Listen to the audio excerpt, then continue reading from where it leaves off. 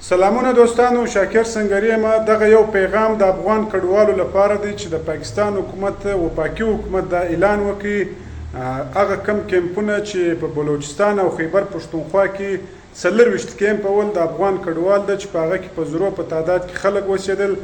د پاکستان حکومت لخوا دا نوټیفیکیشن جاری سو چې دغه کم کیمپونه چې دي دا به بندیږي. مطلب دې ته به ډیسي و ایسي و دا کسان ورځي، هغه به ورځو دوې و د افغان کډوال ته ټیم ورکوي، د هغه وروسته به دا کیمپونه بندوي او کم افغان کډوال که نه وه ځینې وتلي د هغو ګرفتاریانې به کوي او هغه به د دغه کیمپو څخه پیسې اخلي. د پاکستان وفاقي حکومت پرون دغه نوټیفیکیشنان جاري کړي دي چې کوم افغان کډوال په دغه کیمپو کې ژوند کوي، هغه که په سرخاب کې دي، هغه که په لورلایي کې دي، که په کوټه کې دي، که په داسې نورو سیمو کې دي، که په خیبر پښتونخوا کې دي. د دې نوټیفیکیشنان یې ایستلي دي چې دا به بندیږي، دغه مځکه به نور و سرکار ته حواله کیږي. دغه نوټیفیکیشنان یې وایستل چې افغان کډوال دې له دې څخه خبر وي چې دې خپلې انتظامات وکړي، د نور پښتانه وروڼه د دوی سره کومک وکړي.